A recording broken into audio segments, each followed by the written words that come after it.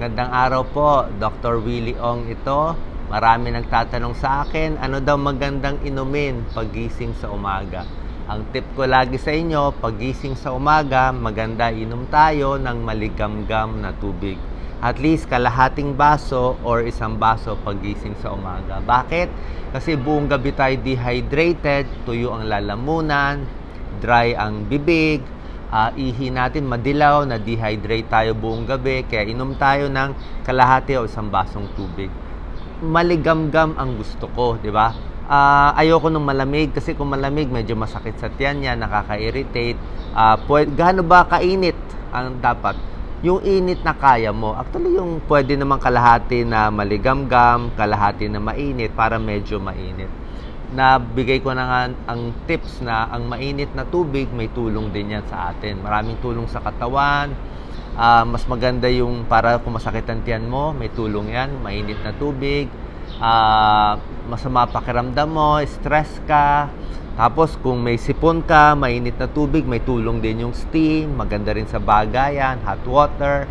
Ang tsaa din, pwede rin konting tsaa kasi mga Japanese mahilig sa tsaa, so may tulong din yan. Sabi nga nila, pampahaba ng buhay.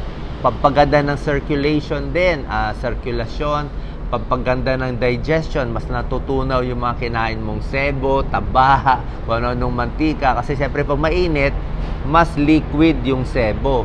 Pag malamig, magsesebo, titigas yan, magbabara yan sa katawan natin. So maraming purpose ang mainit na tubig, lalo na sa umaga. Another tip din, pagkaligo, pagkatapos nyo maligo at pagkatapos mag-exercise, maganda inom rin tayo ng tubig. Kung gusto mo, unahan mo na bago ka maligo, bago ka mag-exercise, uminom ka na ng kalahati isang basong tubig para hindi ka dehydrated. Kasi pag dehydrated ang katawan, kulang sa tubig, dyan nagkakaroon ng maraming sakit, kidney disease, kidney infection, pati katawan, marami ring mga sakit-sakit na mararamdaman. Sana po nakatulong tong video, like and share po natin. God bless po. May nagtatanong din gano'ng karaming tubig ang dapat inumin sa isang araw.